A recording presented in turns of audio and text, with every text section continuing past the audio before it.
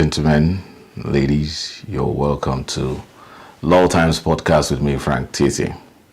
Today we're having an exciting discussion on the aspects of the law with regards to the powers of the Edo State House of Assembly, the governor, in the face of clear forms of misappropriation of local government funds. I invite you to join this conversation, make your comments on the comment section, and then we can engage as one aspect of improving our democracy and also trying to improve the understanding of the law in its working in government. It's all about improving our systems. And that's why we put together Law Times, to engage the law or with regards to everyday issue. Now the question is, should the Edo State government wait for the Economic and Financial Crimes Commission to finish investigating the governor's allegation that the 18 local government council chairmen ferreted a total sum of 12 billion naira to members of the People's Democratic Party? That's a question. Now, this takes us back to December 2024, when the Edo State House of Assembly suspended the chairman and deputy chairman of all the 18 local government councils, following a petition to the House of Assembly by the governor of Edo State, Senator Monday Okpebholo, alleging that the council chairman's failure to submit the council's financial records amounted to insubordination and gross misconduct.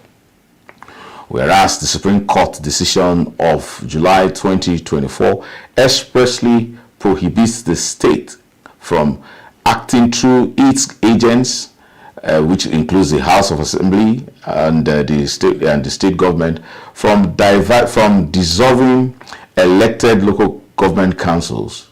The question is, does it prevent the state government from suspending any local government official for explicit acts of corruption involving misappropriation of local government funds? Of course, there is a difference between dissolution and suspension. However, can the suspension of a local government chairman not violate the provisions of Section 7 of the Constitution, which mandates that there must be a democratically elected local council at every material time in Nigeria? The State House of Assembly is empowered to make laws for a local council, for the establishment of local council, its structure, composition, finance, and functions. At this moment, there seems to be no law that prevents the House of Assembly of Edo State from enacting a particular law that can suspend an elected council member. Such suspension of the local council chairman and their deputies cannot amount to dissolution of the local government council, because the suspension did not affect other elected members of the council.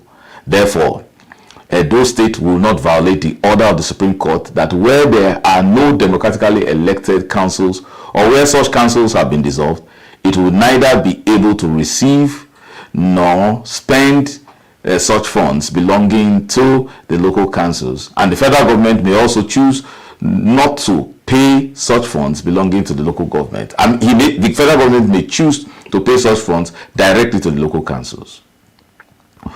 The discussion today is being viewed against the backdrop of the recent development by the Edo State governor that the chairmen of the 18 local government councils diverted a whopping 12 billion naira of council funds to members of the People's Democratic Party, the PDP.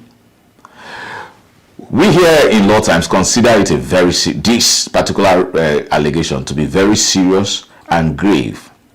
According to revelations, this means funds meant for the development of the local councils in Edo State were being paid to the officials of the then ruling PDP in the state through an account referred to as environmental security, to which the local council contributed 15 million. Each local council, every local council in Edo State, each and every one of the 18 local councils in Edo State contributed the sum of 50 million naira monthly. According to a statement released today by the Edo State government, which was signed by the Chief Press Secretary to the Edo State Governor, Onwai Fred Itwa, it claimed that in 1 year alone, the 18 local government councils in Edo State received 83 billion naira as monthly allocations. Yet the councils cannot provide good classrooms, teachers, and requisite infrastructure because the local government chairmen were removing, in quote, the sum of 800 million naira monthly from the local government accounts. Meanwhile, the PDP has denied all the allegations by the Edo state government that its leaders received 12 billion naira in illegal payments in 15 months. According to Tony Azebemi, the caretaker committee chairman of the PDP in Edo State, the allegations, in quote, are unfounded and, in quote, unintelligent lies. There are reports that the Edo State government has invited the Economic and Financial Crimes Commission to investigate the criminal diversion of these government funds in Edo State. The question is, must it always be the EFCC? Even with regards to Edo money, you go to Abuja to submit yourself as governor, as House of Assembly to the EFCC. Doesn't Edo State have laws? Doesn't Edo State have the capacity to enforce its own laws? Therefore, we raise the question on tonight's discussion. Should Edo State rely on the EFCC to investigate fraudulent acts regarding the funds of the local councils in Edo State? This is considering that Edo State has enforced the criminal law of Edo State 2022, which criminalizes bribery and abuse of office. Punishments upon conviction range from 1 month to 7 years in prison with various degrees of fines. In Edo State, only the governor and deputy governor have immunity from civil and criminal prosecutions in their capacities. The question further is, why is Edo State not investigating and prosecuting these suspended local government chairmen and the PDP members who collected the LG funds meant for the development of the state?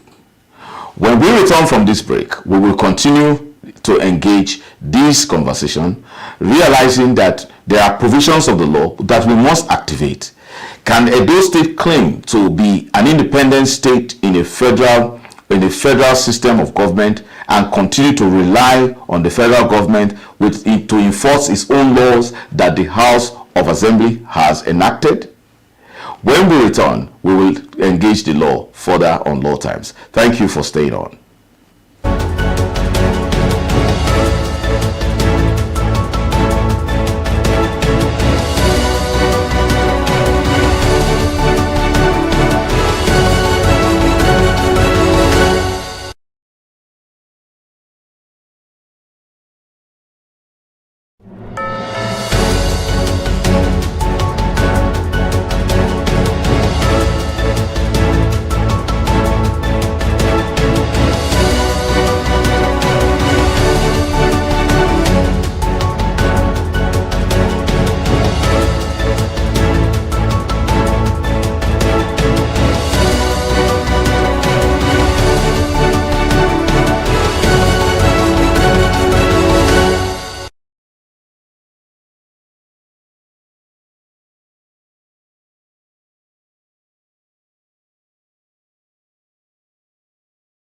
Welcome back to Law Times Podcast with me, Frank Titi.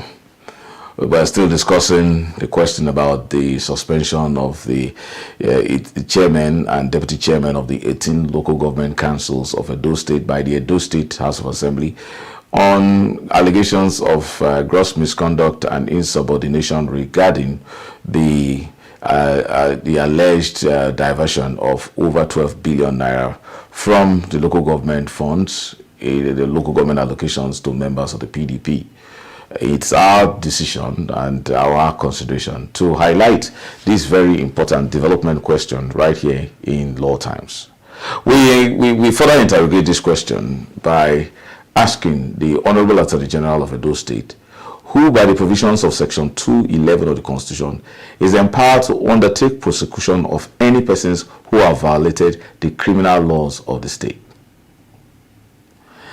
Section 211 mandates the Honorable Attorney General of Edo State to prosecute any crime that has been enacted, that has been as a result of the the enactment of any law by the Edo State House of Assembly?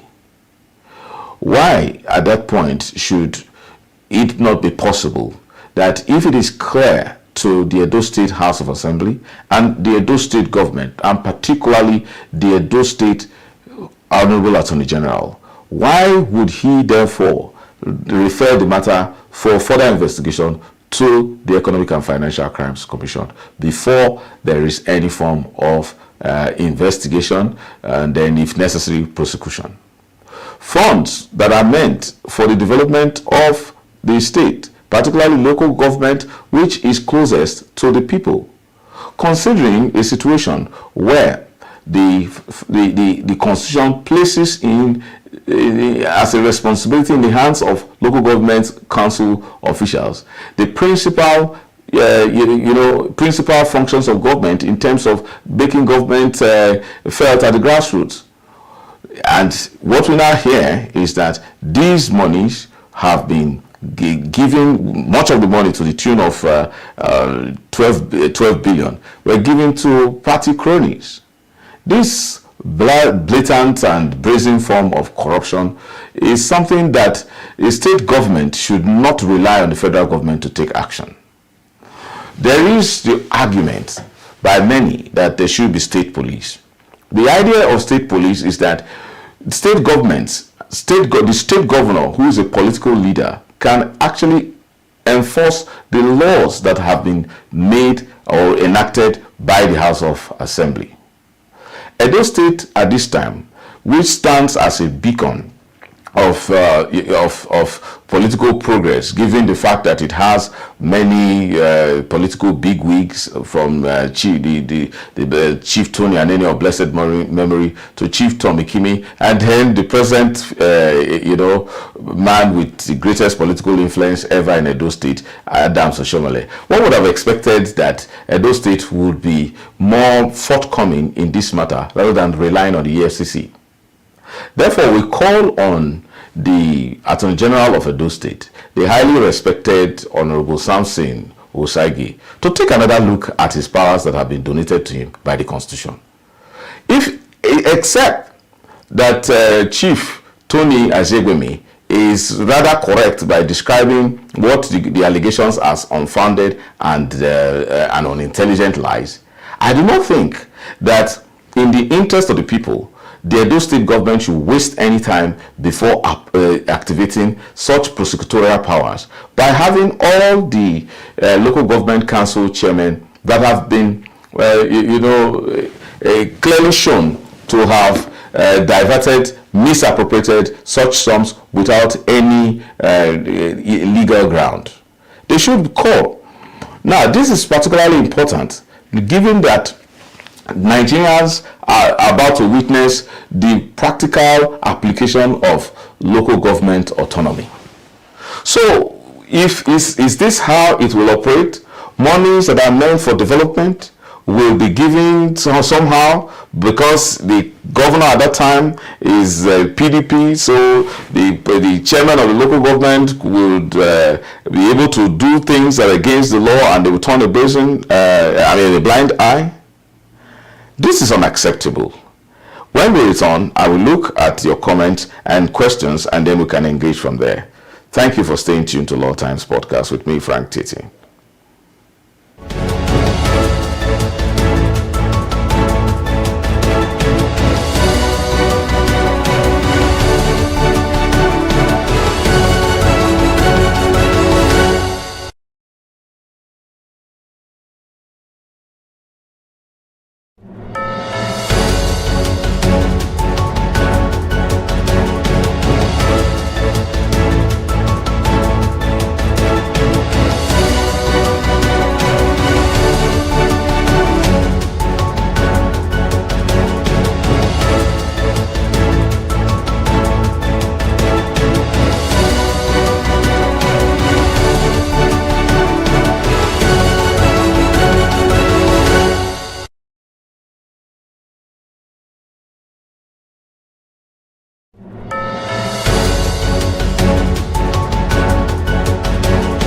and then to improve the conversation. We could have done a recording and then uploaded in our YouTube channel, but we decided to make it live. And it's also our plan to get the phones connected and see if we can get some live callers to make their comments, because it's an engagement. That's why it's a podcast, quite informal.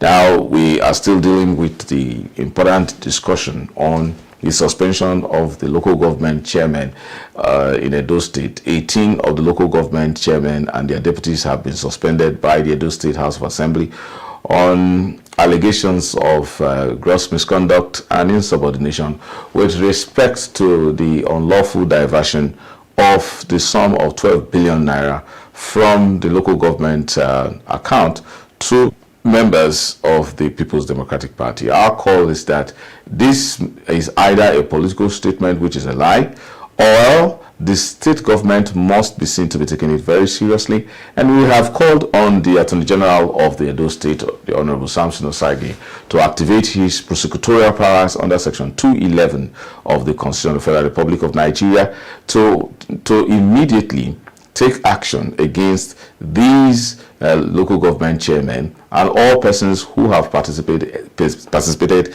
in sharing this 12 billion naira.